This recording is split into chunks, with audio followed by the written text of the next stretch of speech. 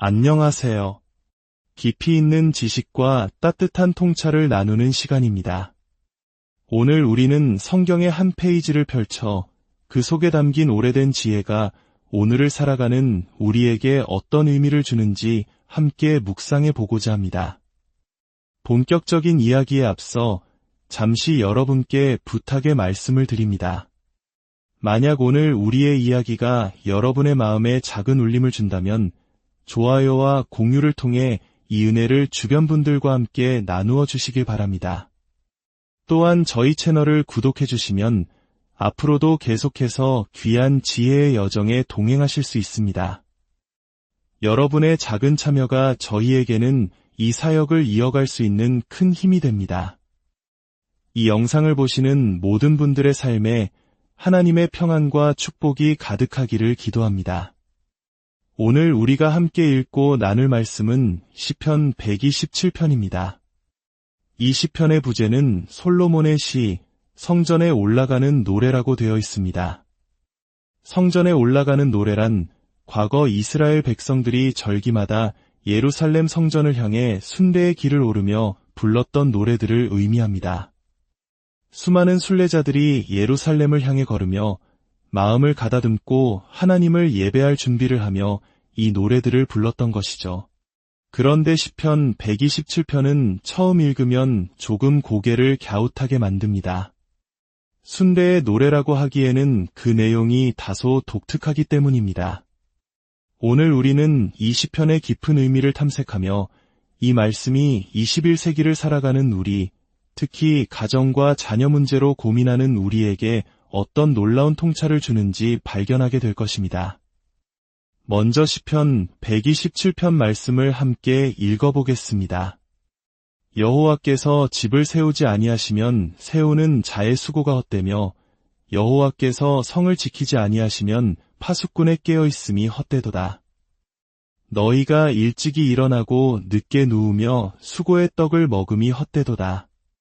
그러므로 여호와께서 그의 사랑하시는 자에게는 잠을 주시는도다. 보라, 자식들은 여호와의 기업이요 태의 열매는 그의 상급이로다. 젊은 자의 자식은 장사의 수중의 화살 같으니 이것이 그의 화살통에 가득한 자는 복되도다. 그들이 성문에서 그들의 원수와 담판할 때에 수치를 당하지 아니하리로다. 이 시를 읽으면 크게 두 부분으로 나뉘어 있다는 것을 알 수 있습니다. 전반부는 집을 짓고 성을 지키는 건축과 수비에 대해 이야기합니다. 반면 후반부는 자녀와 가정에 대해 이야기하죠. 언뜻 보기에 이 두 주제는 전혀 관련이 없어 보입니다. 마치 김치찌개와 커피처럼 어울리지 않는 조합처럼 느껴지기도 합니다. 건축 이야기에서 갑자기 자녀 이야기가 나오는 걸까요?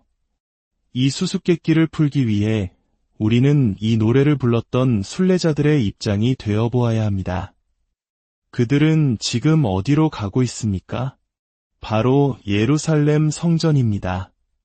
그들이 저 멀리 예루살렘이 보이기 시작할 때 그들의 눈에 가장 먼저 들어오는 것은 무엇이었을까요? 바로 솔로몬이 지은 당시 세계에서 가장 웅장하고 화려한 건축물 솔로몬 성전이었을 겁니다.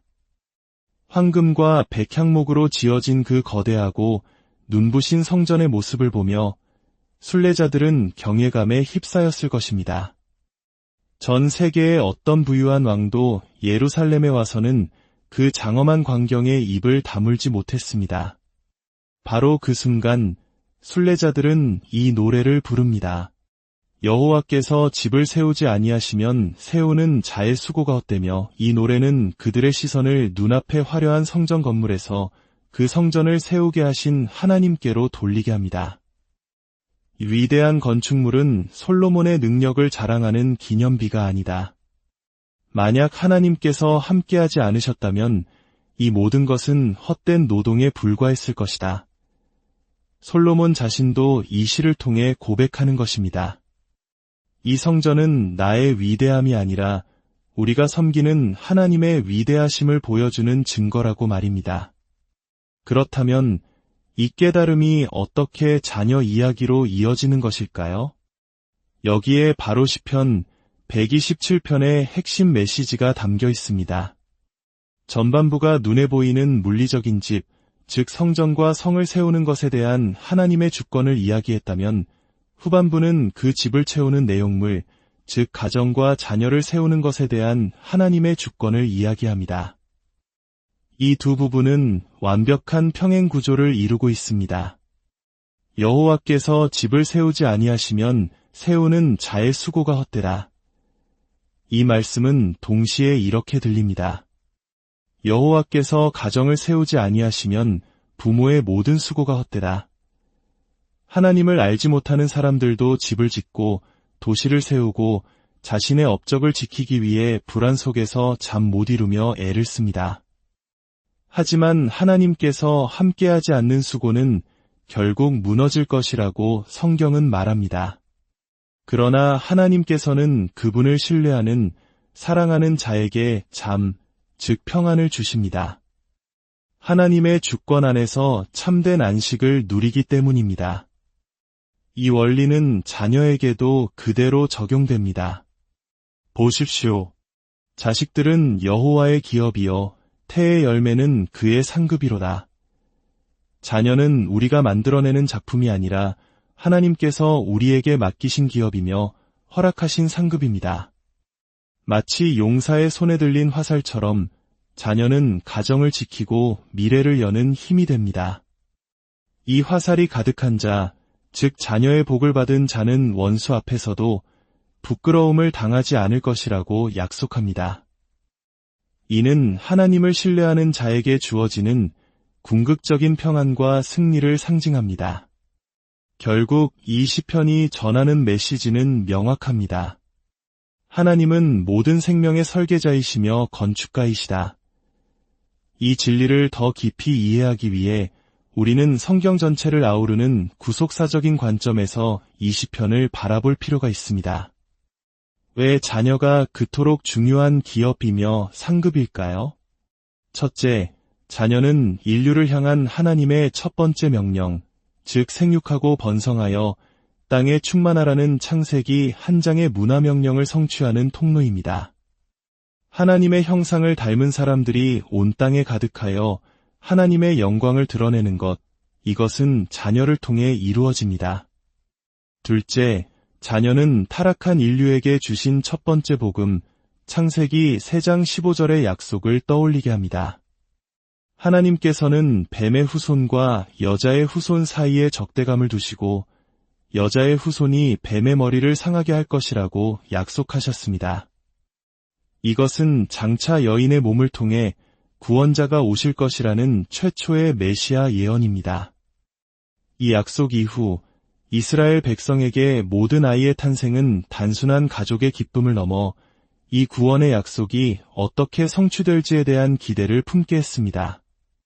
어쩌면 이 아이가 혹은 이 아이의 후손 중에 약속된 메시아가 오실지도 모른다는 희망의 증거였던 것입니다. 그래서 순례자들은 솔로몬 성전을 바라보며 노래합니다. 이 돌로 지은 성전이 우리의 궁극적인 소망이 아니다. 우리의 참된 소망은 하나님께서 약속하신 메시아, 우리를 위해 이 땅에 태어나실 한 아기에게 있다. 이사야 선지자가 예언했던 것처럼 말입니다. 이는 한 아기가 우리에게 낳고 한 아들을 우리에게 주신 바 되었는데 모든 인류의 구원이 아기의 탄생이라는 사건과 연결되어 있다는 것, 이것이 바로 시편 127편의 전반부와 후반부를 잇는 가장 강력한 연결고리입니다. 하나님께서는 우리를 구원하기 위해 수만 가지 방법을 사용하실 수 있었지만 그분은 임신과 출산이라는 방법을 택하셨습니다. 하나님의 아들이 친히 인간의 육신을 입고 연약한 아기로 태어나 한 가정에서 자라나 우리를 위한 구원을 이루셨습니다. 이러한 성경적 관점은 자녀에 대한 우리의 생각을 완전히 바꾸어 놓습니다.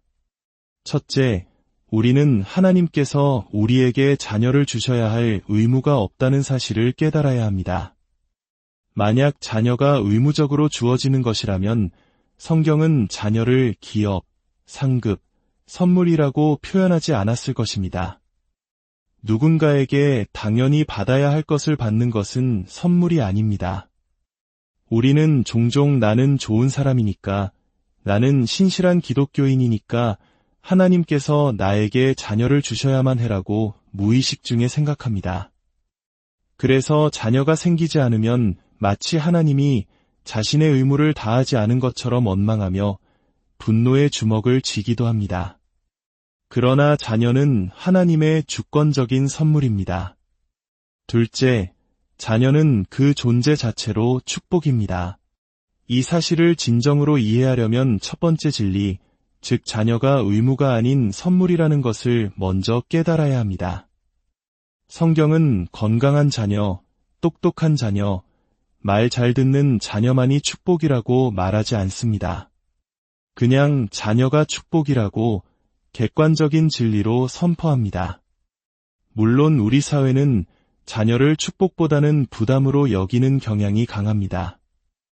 특히 저희 한국 사회는 세계적으로도 유례없는 저출산 문제와 극심한 양육비, 교육비 부담으로 인해 아이를 낳고 키우는 것을 큰 짐처럼 여기는 분위기가 팽배합니다. 마치 아이가 태어나는 순간 부모의 삶은 희생과 고통으로 가득 찰 것이라는 두려움이 사회 전반에 깔려 있습니다. 하지만 성경은 정반대의 관점을 제시합니다. 자녀는 우리의 경제적 파이를 갉아먹는 존재가 아니라 오히려 우리를 더 부유하게 만드는 하나님의 선물입니다. 자녀는 인류의 연속성을 위한 희망이며 한 가문의 이름과 유산을 이어갈 희망입니다. 저희 한국 사람들은 누구보다 대를 잇는다는 것의 중요성을 잘 알고 있습니다. 자녀는 바로 그 희망의 상징입니다. 더 나아가 자녀는 한 국가의 미래와 힘을 위한 희망이기도 합니다. 셋째, 이 모든 것을 종합해 볼 때 우리는 자녀 문제에 대해 우리가 스스로 통제하려 해서는 안 된다는 결론에 이릅니다. 우리는 조건을 내걸 권리도 책임도 없습니다. 현대 사회, 특히 우리 그리스도인들 사이에서도 하나님의 주권을 무시하고 우리가 상황을 통제하려는 시도들을 흔히 볼 수 있습니다. 결혼하고 1에서 2년은 신혼을 즐기고 나서 아이를 가질 거예요. 아이들 터울은 3년이 이상적이니 계획을 잘 세워야 해요. 우리가 경제적으로 감당할 수 있을 만큼만 낳아야죠. 혹시라도 아이를 너무 많이 낳게 될까 봐 두려워요. 이 모든 생각의 기저에는 자녀는 축복이 아니라 관리해야 할 부담이자 위험 요소라는 인식이 깔려 있습니다. 마치 우리가 고삐를 쥐지 않으면 하나님께서 우리를 해치기 위해 감당하지도 못할 만큼의 자녀를 보내실 것이라는 불신이 숨어 있는 것입니다. 생각해보면 우스꽝스럽기까지 한 생각이지만 이것이 오늘날 우리가 자녀를 대하는 방식에 민낯일 수 있습니다. 물론 현실적인 문제들을 전혀 고려하지 말라는 뜻이 아닙니다. 중요한 것은 우리의 모든 결정과 계획의 중심에 하나님은 생명의 주관자이시며 자녀는 그분의 선물이라는 성경적 진리가 있어야 한다는 것입니다. 우리의 대화는 항상 펼쳐진 성경 위에서 이루어져야 합니다. 의사의 소견이나 경제적 계산이나 세상의 풍조가 성경의 말씀보다 앞서서는 안 됩니다. 마지막으로 몇 가지 목회적인 권면을 드리고 싶습니다. 첫째, 자녀의 축복은 결과에 따라 달라지지 않습니다. 건강하고 성공적인 삶을 사는 자녀만이 축복이고 몸이 아프거나 부모의 마음을 아프게 하거나 심지어 부모보다 먼저 세상을 떠난 자녀는 축복이 아니라고 생각하십니까? 그렇지 않습니다. 임신을 하는 그 순간부터 아이를 품고 낳아 기르는 모든 과정이 축복입니다. 때로는 그 과정이 고되고 눈물겨울지라도 말입니다. 구원이 우리에게 가장 큰 축복이지만 구원받은 성도의 삶은 매일의 영적 전쟁인 것과 같습니다. 어려움이 축복의 본질을 훼손하지는 않습니다. 둘째, 여러분의 희망과 정체성을 임신이나 자녀에게서 찾지 마십시오. 그것은 우상 숭배입니다. 우리의 정체성은 내가 아이를 가질 수 있는가, 몇 명의 자녀를 두었는가에 있지 않습니다. 우리의 참된 정체성은 우리를 위해 이 땅의 아기로 오신 예수 그리스도 안에서만 발견됩니다. 부모가 자신의 정체성을 자녀에게서 찾기 시작할 때 그 부모도 그 자녀도 그 감당할 수 없는 무게에 짓눌리게 될 것입니다. 셋째, 하나님께서 당신을 얼마나 사랑하시는지를 자녀의 수로 판단하지 마십시오. 하나님께서 우리를 얼마나 사랑하시는가에 대한 유일한 대답은 독생자 예수를 우리를 위해 십자가에 내어주셨다는 사실뿐입니다. 하나님, 저를 사랑하신다면서 왜 아이를 주지 않으시나요? 라고 물을 때 그분은 이렇게 답하실 것입니다. 나는 너를 사랑하기에 내 아들을 너에게 주었다. 사랑하는 성도 여러분, 우리 공동체 안에는 많은 아기들의 울음소리가 들립니다.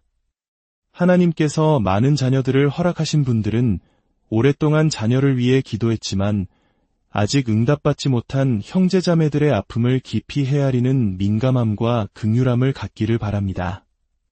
또한 자녀를 간절히 원하지만 아직 품에 안지 못한 분들께 권면합니다.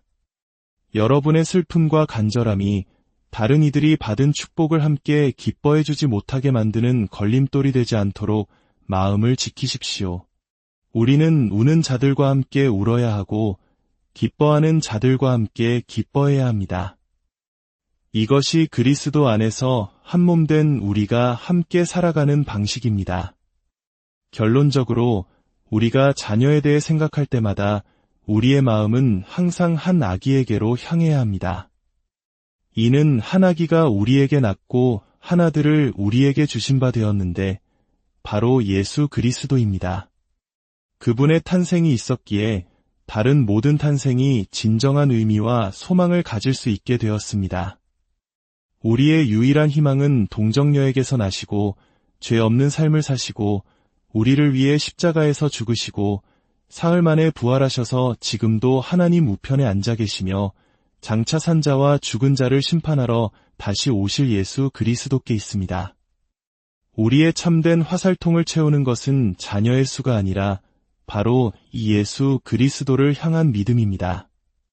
그 믿음 안에 거할 때 우리는 인생의 마지막 성문 앞에서 원수 마귀를 대적할 때 결코 수치를 당하지 않을 것입니다.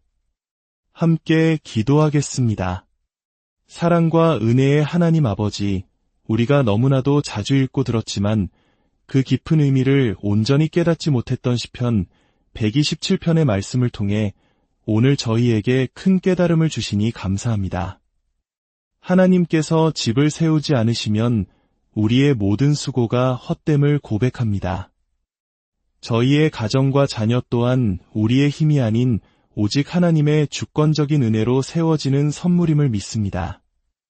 이 세상의 가치관을 따라 자녀를 부담이나 짐으로 여기던 저희의 어리석음을 용서하여 주시고 자녀를 하나님께서 주신 가장 귀한 기업이요 상급으로 여기며 감사함으로 받을 수 있는 믿음을 허락하여 주옵소서.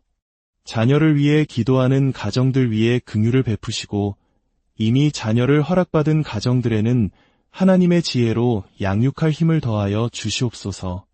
우리 공동체가 서로의 아픔을 보듬고 기쁨을 함께 나누며 모든 소망을 우리를 위해 아기로 오신 예수 그리스도께 두는 믿음의 공동체가 되게 하여 주옵소서. 우리의 구원자이시며 왕이신 예수 그리스도의 이름으로 기도드립니다.